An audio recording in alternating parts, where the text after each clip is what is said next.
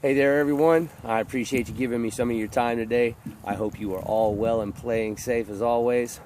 So real quick before I start, I'm doing a little bit more instructional type videos here lately, and I just need to go ahead and say that the stuff that you hear me talk about and you see me do is up to your understanding. There is no one size fits all. It is no different than any of the many toys that you can buy that are industry related.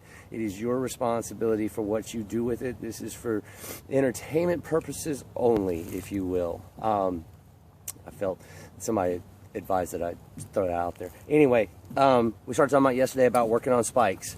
We do not use spikes for pruning. Did I start off on spikes and pruning from where I come from? Yes. Was I taught wrong? Yes. Should you ever do it? Absolutely not.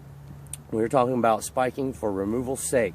A lot of guys are talking about doing removals spikeless. Unless you're not having to chunk down the pole or you're leaving a lot of nubs, which is a safety issue that we can't really, I don't have time to go into, on top of the fact that it can create a lot of work. I actually did a video several months back on that very issue. Dig back and look at it. But for the sake of the gear that I use, all gear is basic gear. You have a harness, you have spikes, you have a flip line, you have a safety line, lifeline.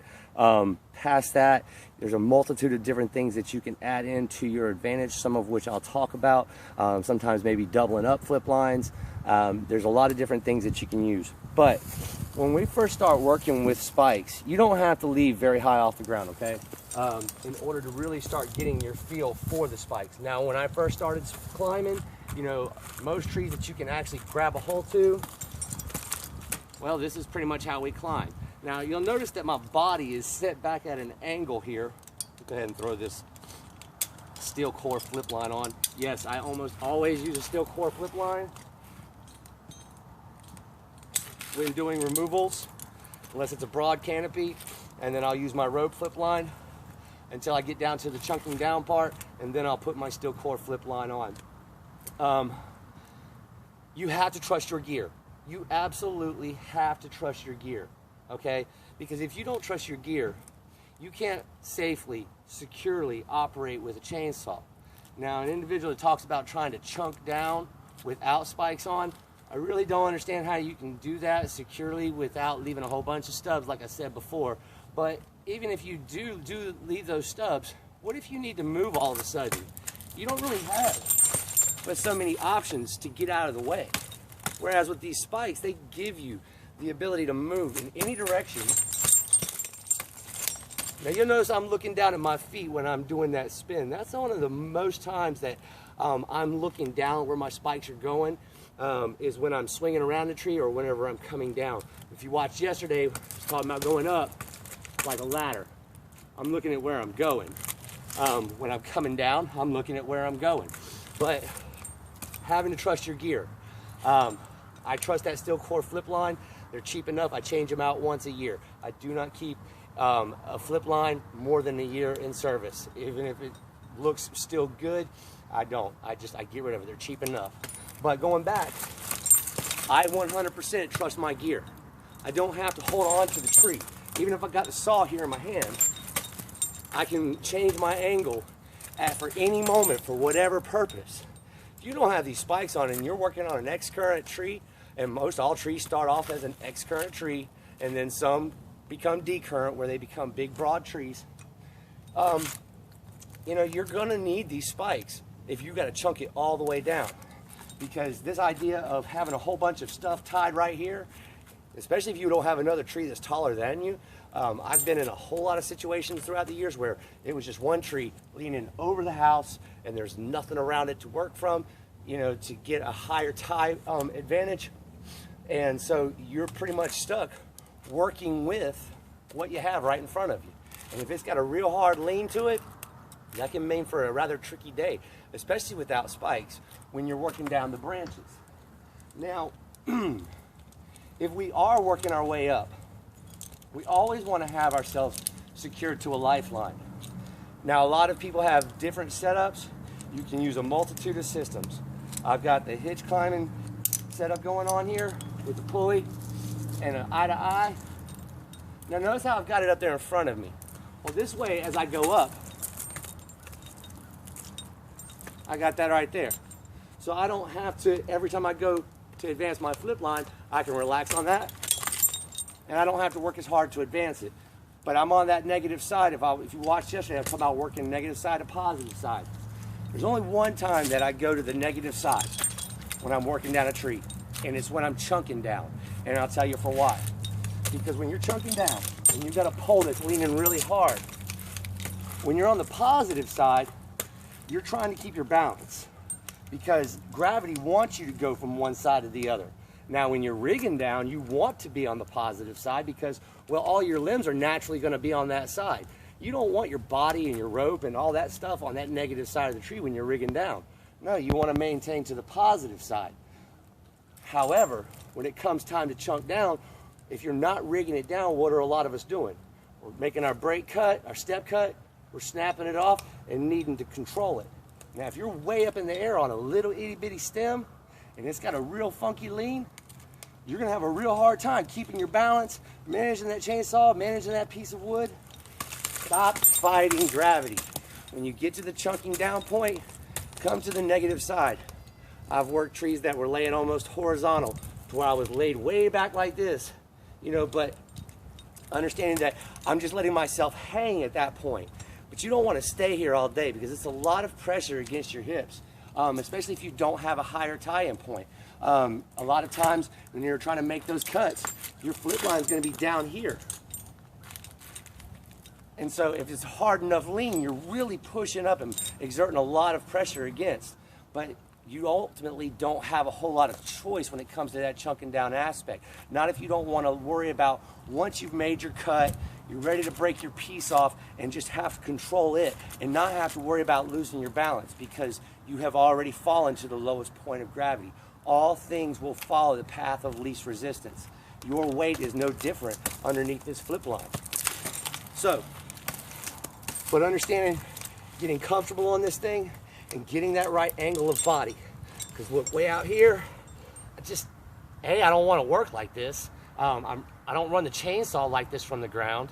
But at the same time, you know, I've watched a lot of guys, they're so close to the tree and they're hugging the tree and they can't relax. And you notice how my body's almost straight up and my spikes are actually getting more straight up and down instead of being back at this angle back here where I need to be at.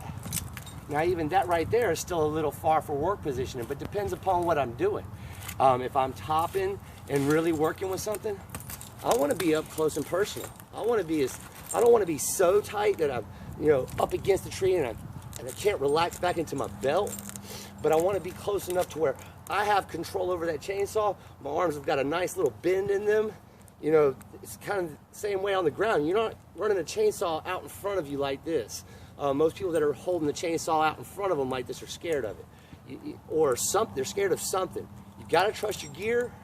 You got to trust what your knowing of what you're doing to the wood is. But you got to be close enough to where you can actually work with it. You don't want to be so close that you're having a hard time keeping your spikes in, because if you are getting up, there again, you get so close to the tree that your spikes are almost straight up and down. You can't have that. You've got to be off of it just a bit to where you have that angle back towards the tree in front of you. Okay? But spend some time at ground level. All right?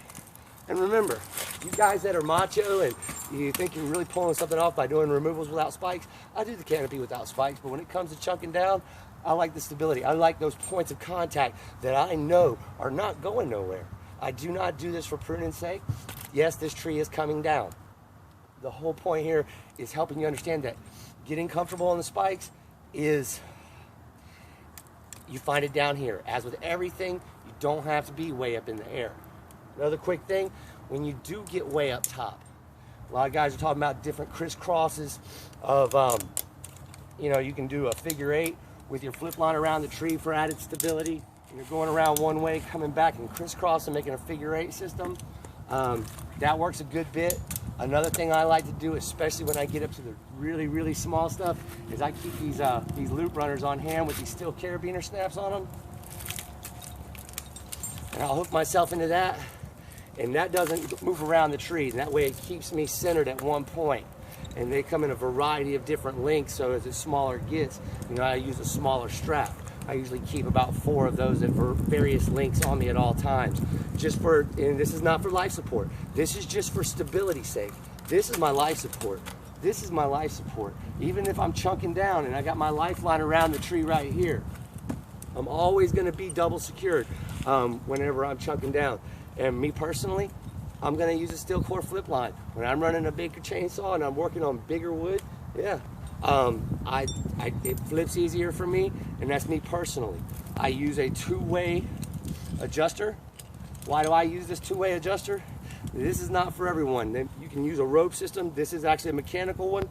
But when we say get up here to this next limb up here, now I used to spend a lot of time transitioning over limbs being unsecured, which I can get here, pull myself in, disconnect this side, throw it over. I don't like being disconnected. I don't like it at all. So a lot of times I'll just let this end hang, and this isn't a bit long, and I have several different length flip lines for a various amount of different sizes. But go over top of that limb, hook in, then I'll disconnect that one and come back over. And that way I'm always connected on that flip line. Or take a secondary, run it off your bridge. There's a lot of different ways you can set this up, but it's understanding the moving parts and the capacity of your system. All of these fancy toys are all just an addition to the most basic system that you can put together. But having this lifeline in place is an essential. You have to have it. You just do. It enables you to do too many things that you can't do without it. Now, right now, I've got it up in front of me just because for a set's sake. Once I get up to my point of working, I don't have to have it that long anymore. I've just got a little eye-to-eye run off the end of that carabiner there. And now, I'm here. But at the same time, even with that, you know, trying to get this footing without spikes and trying to do a removal, you just don't have that good, solid, firm right there where you just need to be secured in order to handle that chainsaw securely. Not in my personal opinion. Is it doable? Yes. Would I recommend doing removals, especially bringing down spars like this without spikes, without a secondary tie-in off of another tree higher up? Even with it, because ultimately you're going to be leaving nubs everywhere. You belly into one of those nubs and crack a rib. I've done it. Belly into a nub that's small enough and it impales you. Your limbs are catching up on them as you're trying to rig them down, causing more work. I mean, that list goes on and on. So, but essentially, you have to find your comfort zone on this flip line. You have to get comfortable and trust your gear. You have to trust it enough to really just get around it. Obviously, make sure that, you know, that takes time. Getting to that point. And this is uncomfortable for about 3 months, give or take. Good quality spikes that do not have a whole lot of moving parts. Little friction as possible. Right adjustment is everything. Sharp spikes is everything. You know, but being able to do this, to transition from one side of the tree in a hurry, to get over to the other side of the tree in a hurry. If you're trying to do a removal down a spar like this, and you don't have spikes on, you're not moving out of the way that fast. Not unless you have left all kinds of little things all over the place for you to ultimately get yourself hurt on. And yes, you will on a long enough timeline. Because that moment's going to come where your ground man's not going to rig it right, and you're going to need to get out of the way. Something's going to come up where you're going to need to move, and you're going to need to have that footing, and you're not going to have it. I don't know. Take from that what you will. There was a lot of interest in the whole thing about spiking after I did yesterday's video, so I figured I'd spend a little bit more time talking about it today. Hope that helps some of you. And but remember, please, what you do with this is up to you. I can't be responsible for your understanding of what it is that I'm explaining. There are so many, this is not one size fits all. I do not always leave the ground the same way because I'm never doing the same tree any 2 days. Some days it's a great big tree, some days it's a little bitty tree. Every day is different, all right? I appreciate you guys. Y'all stay safe with this. I'll talk to you later.